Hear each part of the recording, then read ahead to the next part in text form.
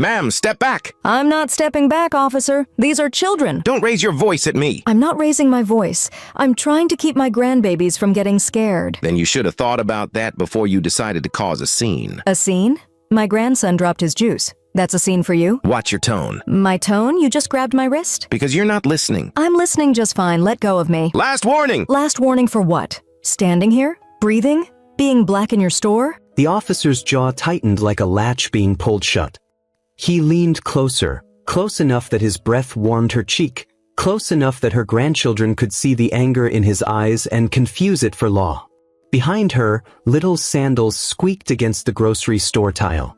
Her youngest granddaughter, 3 years old, hair in 2 puffs with pink beads, clutched the hem of her sweater and whispered, "Grandma, can we go?" The grandmother didn't answer right away. Her eyes stayed on the officer.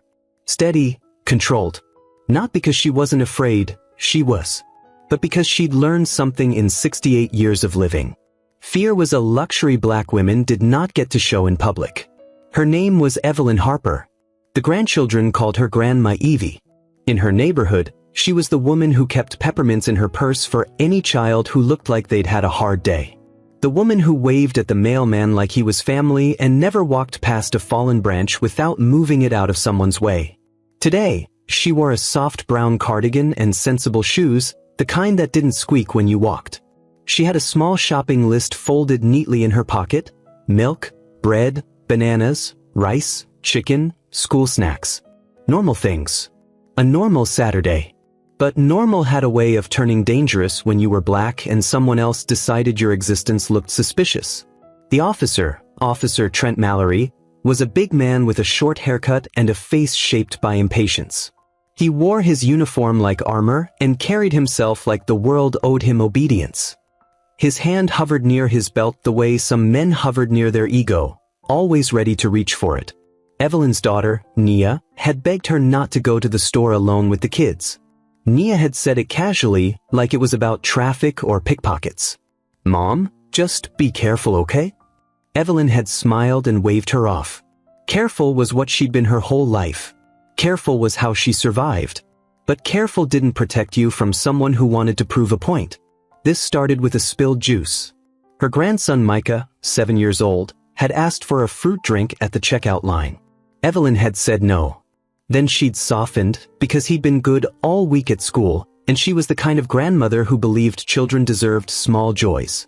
Micah grabbed the bottle himself from the cart, too excited, too fast. The cap slipped. Orange liquid splashed across the tile. Micah froze like the world had ended. "I'm sorry, Grandma," he whispered, voice already wobbling with tears. Evelyn crouched beside him. "Baby, it's okay. Accidents happen. You hear me? It's okay." She looked toward the nearest employee. "Excuse me, sweetheart. Can we get someone to help clean this up?" A young cashier nodded quickly, nervous. She reached for a phone. That should have been the end of it. But the security guard on duty, an older man with tired eyes, looked over, then looked away again as if he didn't want trouble. He made a call anyway. Evelyn didn't notice at first. She was too busy keeping her grandson from drowning in shame. She grabbed paper towels from her purse, because grandmothers carry everything, and began blotting up the juice. Her granddaughter Ava, who is 5 years old, helped by pressing a napkin down like she was doing something heroic. Then Evelyn heard the footsteps. She stood slowly, wiping her hands, turning, and saw the uniform coming down the aisle like a threat. Officer Mallory didn't approach like someone responding to a spill. He approached like someone responding to a crime. "Step away from the mess," he said, loud enough for people 2 aisles over to turn their heads. Evelyn blinked. "Sir, it's just juice. I'm cleaning it." Mallory looked past her, eyes scanning the cart, the kids, the snacks, as if he expected to find stolen goods stacked under the bananas. "Store called. Said you're refusing to cooperate." Evelyn's eyebrows lifted slightly. "Refusing to cooperate? I asked for paper towels and I'm cleaning." Mallory tilted his head, a slow, mocking motion. "Ma'am, don't play dumb. You people like to play dumb." The words hit the air like a slap. Evelyn felt her chest tighten, but she didn't let it show in her face. "What did you just say?" she asked, her voice calm but firm. Mallory's eyes narrowed. You heard me. Around them, shoppers paused. Phones didn't come out yet, but bodies turned. Attention gathered. That invisible crowd, the one that always formed around Black Pain, began to assemble. Evelyn held her granddaughter closer without thinking. Ava's small hand slipped into Evelyn's palm. Sticky, trembling. Micah's shoulders rose, tight with fear. He looked from Evelyn to the officer like he couldn't understand why adults were suddenly speaking like enemies. Evelyn forced herself to keep her voice level. Officer, I don't know who told you what, but nobody is resisting anything. My grandchild spilled juice. I'm handling it. Mallory took one step closer. His presence swallowed space. Your grandchild, he repeated. And where are their parents? I'm their grandmother. That wasn't my question. Evelyn felt something sharp and old rise in her throat, something she'd swallowed 1,000 times. The hunger of people who wanted to make you explain your right to exist. I am their guardian, she said. Their mother is at work. I have their permission. I don't need to justify. Mallory laughed, a short, ugly sound. You don't need to justify? In my world, you do. Evelyn's eyes flickered toward the exit, instinct telling her to leave. But another instinct, the one that had raised children, paid bills, survived grief, held her steady. If she ran, he would chase. If she apologized, he would still punish her. If she stayed calm, maybe he'd lose interest. That's what she told herself. Mallory turned his head toward the cashier like Evelyn wasn't even human. Is that her cart? He asked. The cashier hesitated. She looked at Evelyn, then at the officer. Yes, she whispered. Mallory pointed at Evelyn's cart. This cart is now being held. You're going to step aside while we verify payment and run your ID. Evelyn stared. Run my ID? For a spilled drink. Mallory's mouth tightened. For disorderly conduct. Evelyn blinked again, slower this time, as if her brain refused to accept what her ears heard. Disorderly conduct? She repeated. I haven't cursed. I haven't yelled. I'm standing here. Mallory's voice rose, purposely sharp. Stop arguing with me. Micah flinched so hard he nearly stumbled backward. Ava clutched Evelyn's sweater with both hands now. Evelyn took a breath. She could feel her heart beating under her ribs like it wanted out. Please, she said, softer now, please lower your voice. You're scaring my grandkids. Mallory leaned forward. You should have thought about them before you decided to mouth off. Evelyn's jaw tightened. I am not mouthing off. You are refusing a lawful command. A lawful command to do what? To be humiliated in front of children? Mallory's eyes flashed. His pride had found its target. He reached for Evelyn's arm again. Evelyn stepped back, not aggressively, just instinctively, like anyone would when a stranger grabbed at them. Do not touch me, she said. Mallory's hand closed anyway. Fingers squeezing too tight, like he wanted it to hurt, like pain was part of his authority. Evelyn's face stayed calm, but inside, something cracked. Because it wasn't just her being grabbed. It was her granddaughter watching it happen. It was Micah learning what power looked like. It was the lesson that no teacher ever had to teach, because the world taught it for free. Mallory yanked. Evelyn stumbled a half step. Officer, she said through clenched teeth, let go. You're resisting. I'm not resisting. You're hurting me. People were watching openly now. A man near the magazine rack slowed his walk. A woman with a stroller stopped completely. Someone whispered, "Oh my God." Mallory seemed to feed off it. The attention made him bigger. Hands behind your back, he ordered. Evelyn stared at him like he had lost his mind. My hands behind my back? In front of my grandkids? Mallory's voice went cold. Last warning. Evelyn looked down at Ava's small face. Ava's eyes were glossy and wide, her lips trembling. Grandma, she whispered, are you going to jail? That question pierced Evelyn deeper than any grip on her arm. She turned back to Mallory, and her voice changed, not louder, not angry, but older. Heavy. Final. Officer, she said, You are not going to traumatize my grandchildren because your ego needs to feel big. Mallory's cheeks flushed. The words hit him like a challenge. His hand shoved. It wasn't a gentle push to guide her back. It was a forceful shove meant to knock her off balance, meant to prove who controlled the air. Evelyn's body rocked backward. Her heel slipped on the wet tile, still faintly sticky with juice. Time slowed the way it does when your life tilts. Ava screamed. Micah shouted, "Grandma!" Evelyn fell hard. Her hip struck the floor first, sharp pain, bright pain, then her elbow, then her back. The sound echoed through the aisle like a slammed door. For a second, nobody moved.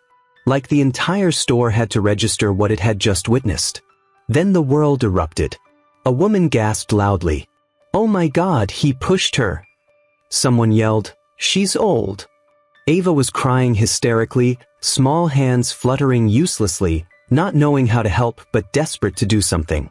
Micah dropped to his knees beside Evelyn, tears running down his face.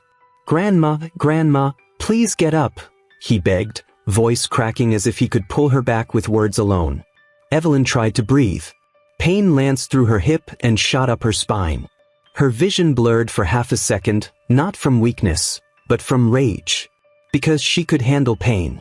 What she couldn't handle was the sound of her grandchildren breaking. Mallory stood over her, chest rising and falling like he'd just won something. "Stop resisting," he said loudly, as if repeating it could rewrite reality. Evelyn looked up at him from the floor. Her eyes were not watery. They were not pleading. They were steady. She spoke quietly, but every word landed like a weight. "You just made the worst mistake of your career." Mallory scoffed. "You don't get to threaten me." Evelyn's mouth twitched, not a smile, something colder. "That wasn't a threat," she said.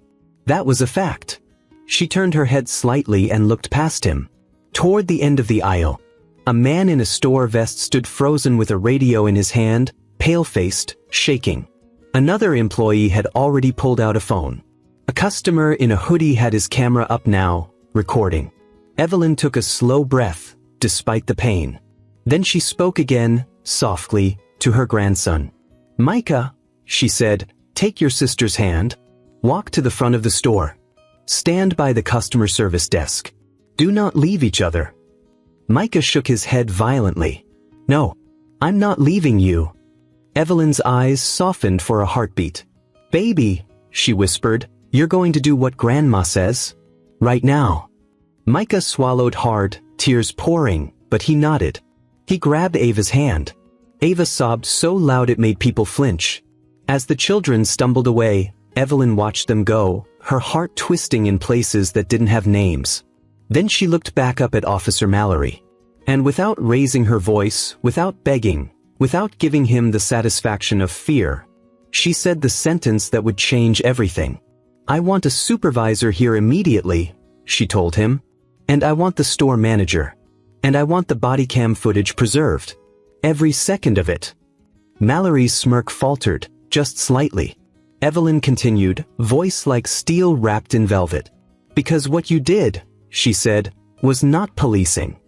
It was an assault." And somewhere behind the crowd, someone whispered what everyone was thinking. "He just pushed a grandmother in front of her grandkids."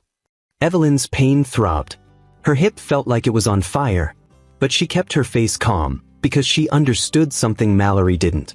This wasn't just about her anymore. This was about what her grandchildren would remember for the rest of their lives. And what the world would see next depended on what happened in the next 5 minutes. Because Evelyn Harper didn't look powerful. She didn't wear a uniform. She didn't have a badge. She didn't shout. But she had something far more dangerous than Mallory's authority.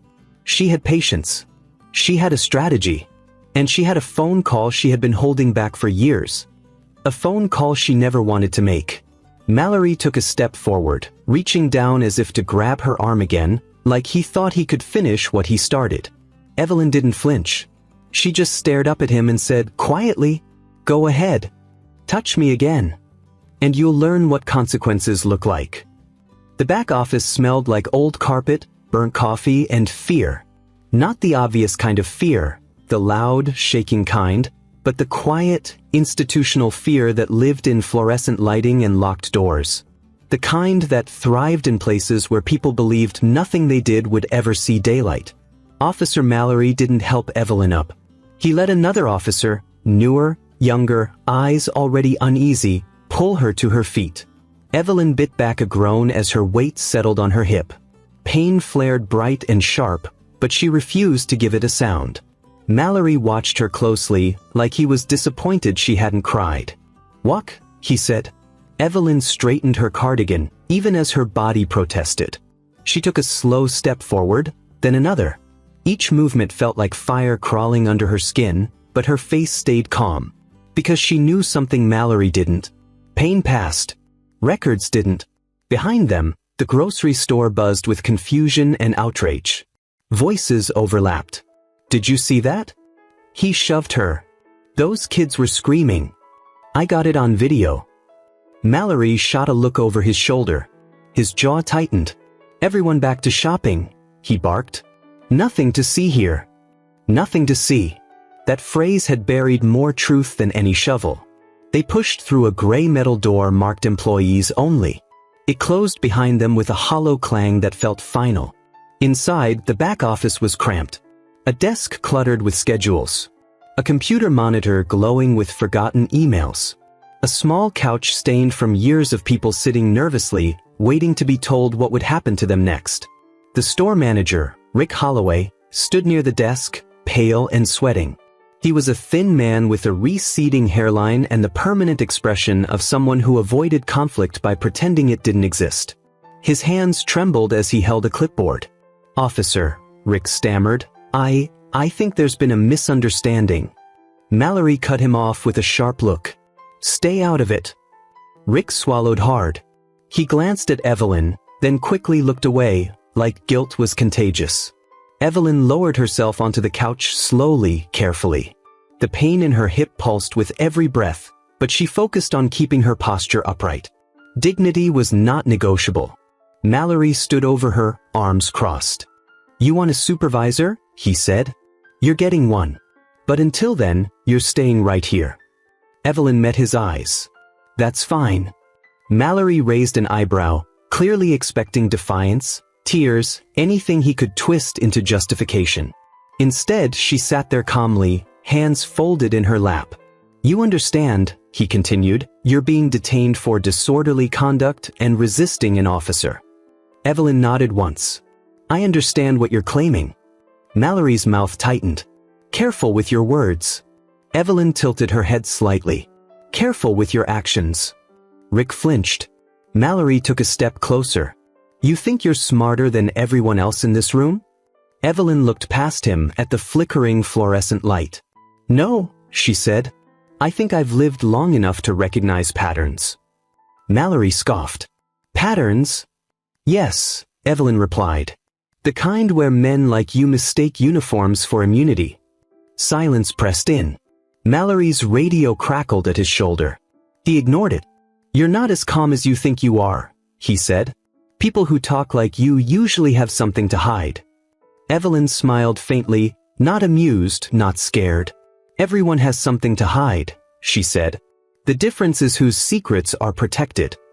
Mallory stared at her for a beat longer than necessary, then turned away sharply, pacing the room like a caged animal. "Rick?"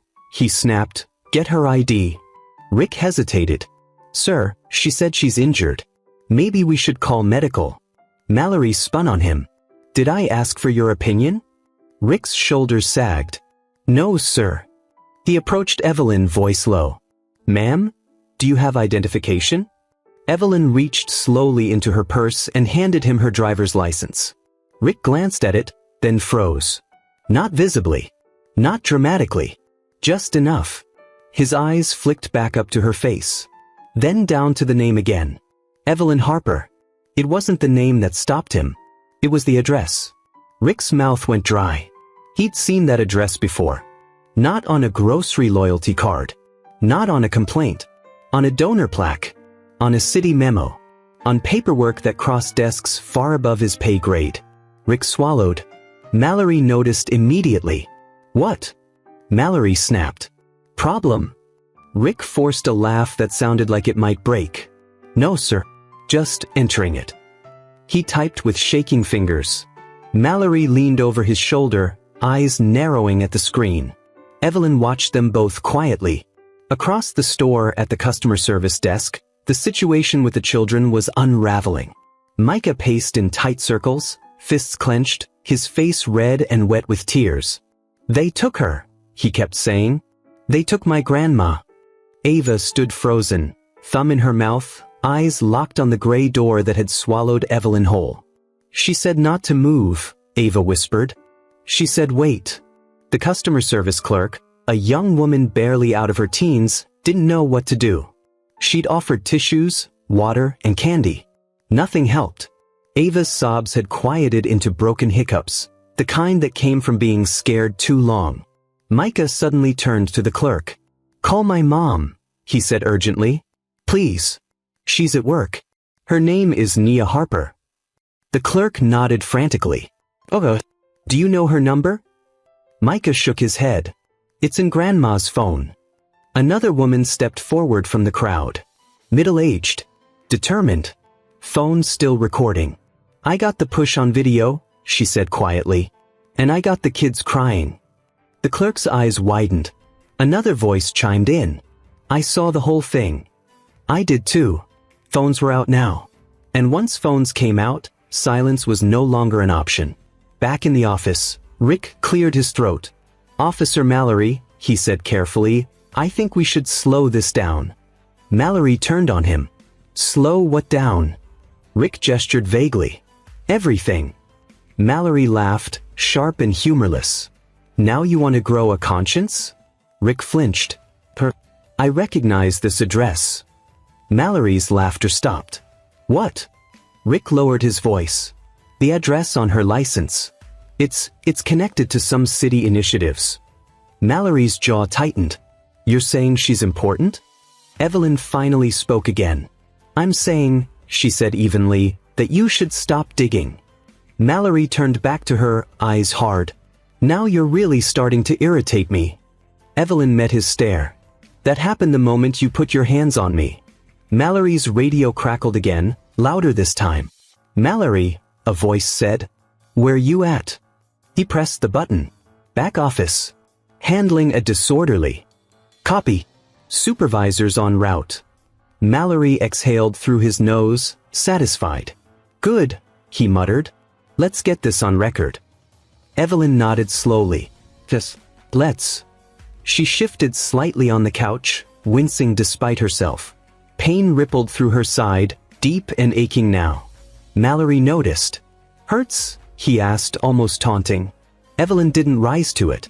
Pain is temporary, she said. Consequences aren't. Mallory scoffed, but something had changed. The room felt tighter.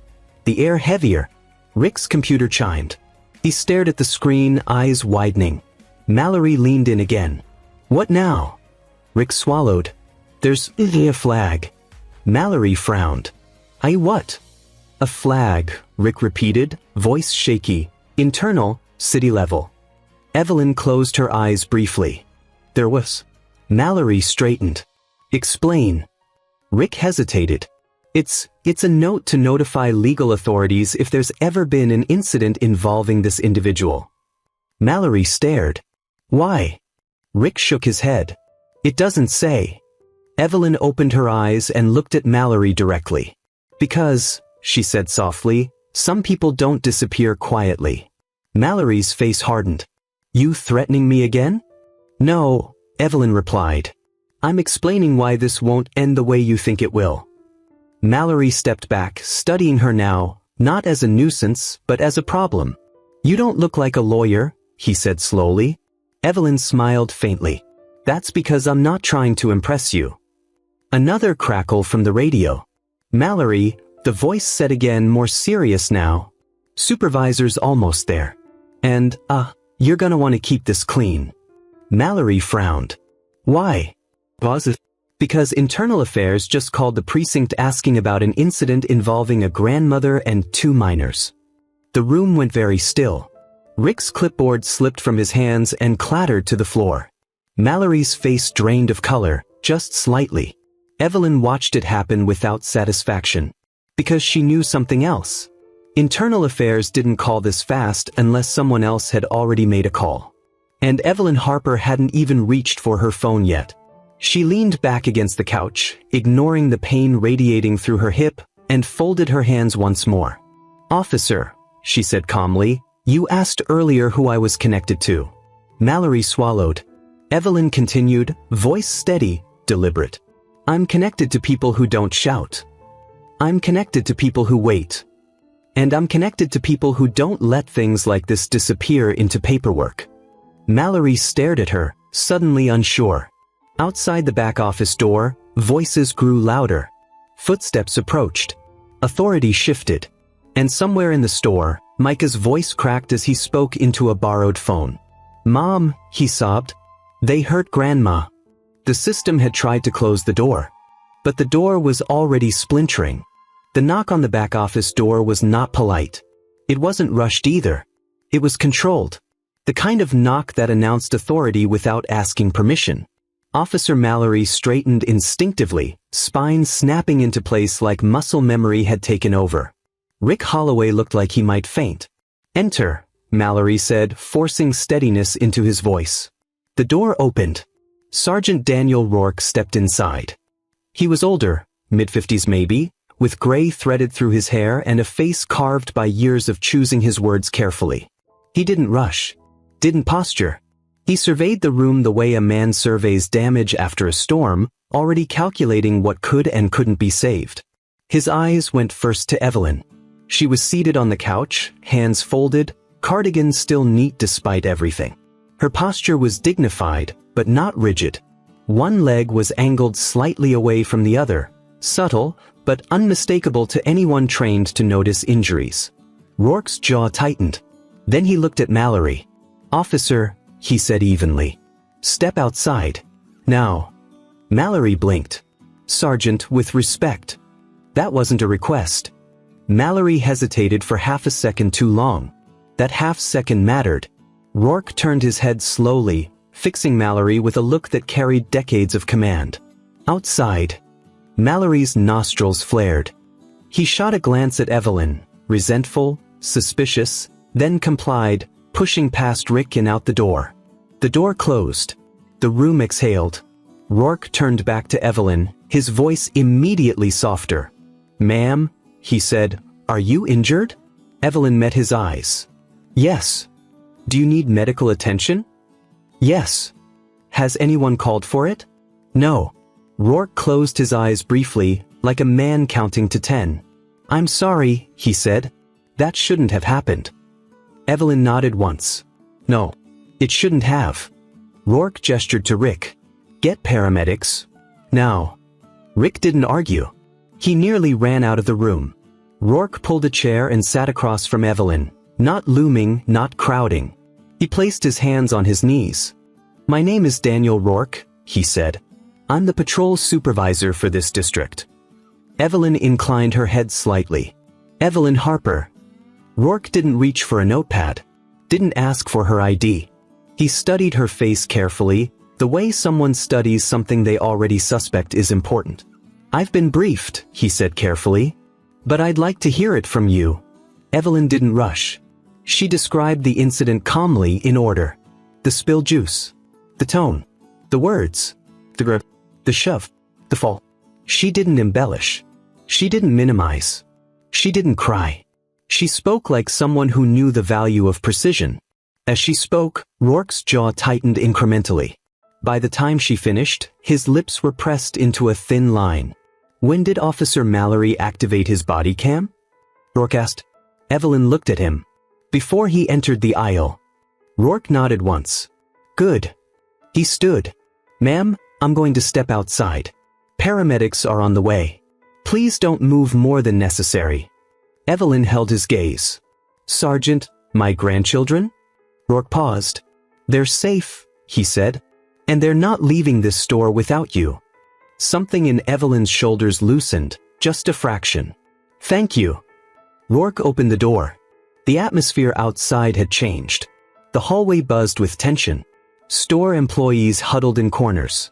Customers lingered, phones raised openly now. Someone had started a live stream. Mallory stood near the soda machine, arms crossed, jaw clenched. Rourke walked directly to him. "Turn off your radio," Rourke said quietly. Mallory frowned. "Why?" "Because what we're about to discuss isn't for broadcast." Mallory hesitated, then complied. Rourke leaned in slightly, not threatening but uncomfortably close. "Did you push that woman?" Mallory scoffed. "She resisted." Rourke's eyes didn't blink. "Did you push her?" Mallory opened his mouth.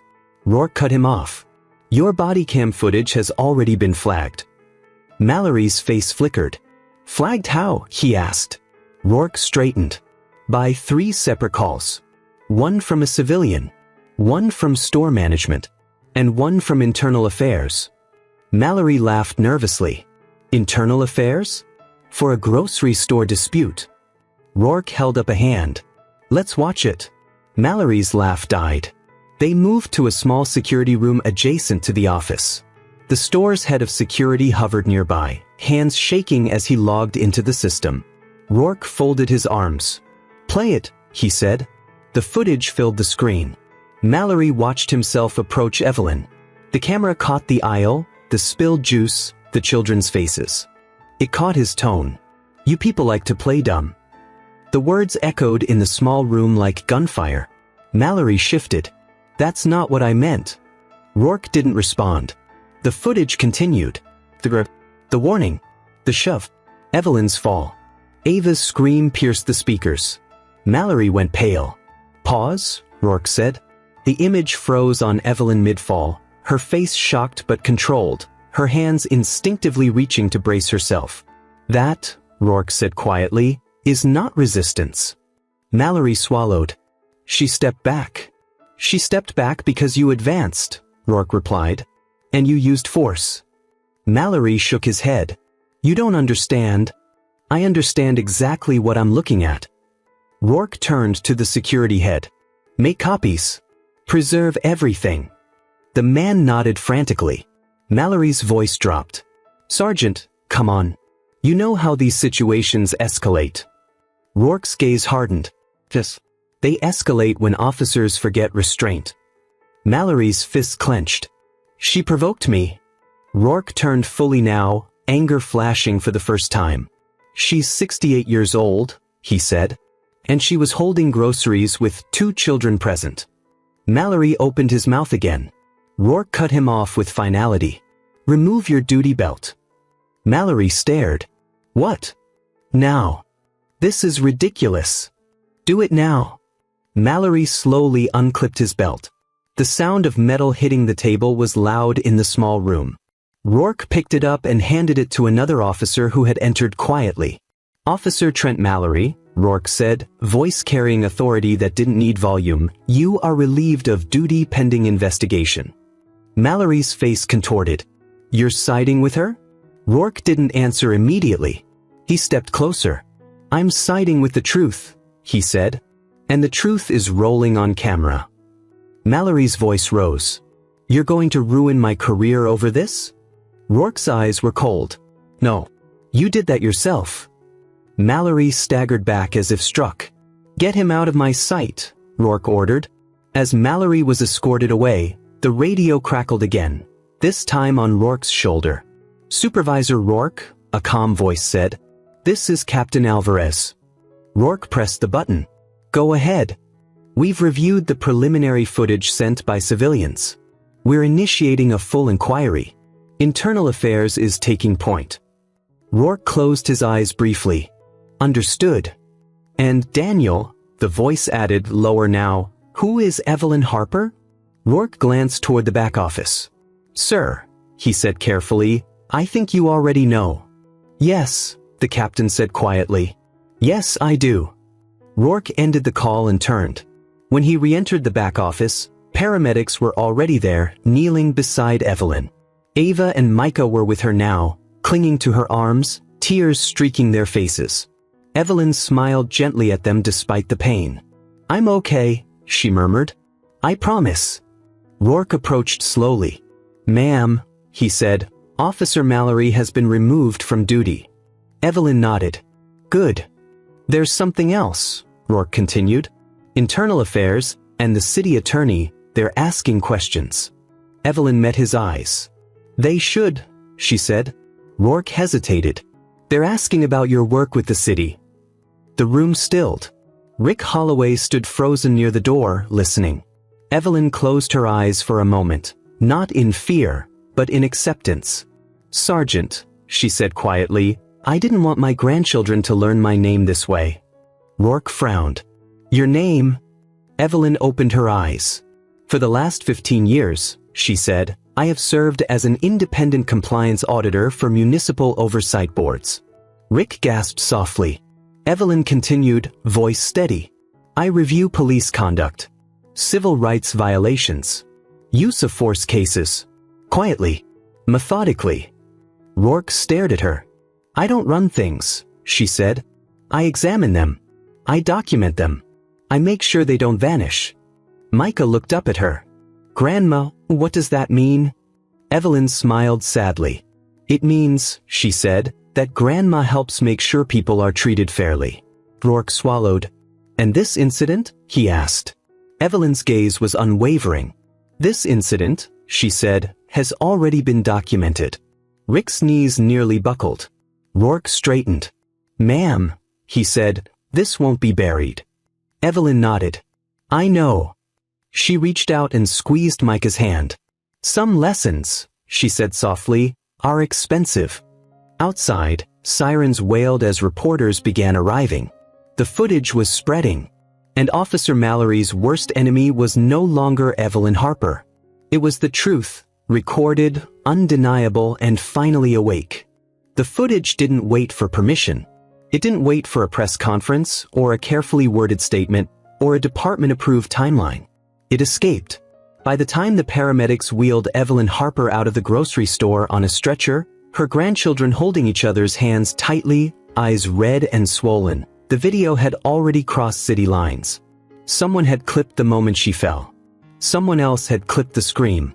Another person stitched it together with the officer's words, "You people like to play dumb," and posted it with no caption at all. It didn't need one. By sunset, it was everywhere. On phones glowing in dark living rooms. On tablets propped against kitchen counters. On television screens in bars where conversations stopped mid-sentence. On news desks where anchors leaned forward, eyes narrowing, already knowing this wasn't going away. Officer pushes black grandmother in front of grandchildren. That was the headline most outlets settled on. Not allegedly. Not incident under review. Not altercation. Because the footage was clear. And clarity was dangerous. Officer Trent Mallory didn't sleep that night. He sat on the edge of his bed, uniform folded neatly beside him like it might still protect him if he treated it with respect. His phone buzzed nonstop. Missed calls, voicemails, texts from people who suddenly didn't know how to talk to him anymore. His name trended locally by midnight. By morning it wasn't local. The department placed him on unpaid administrative leave before sunrise.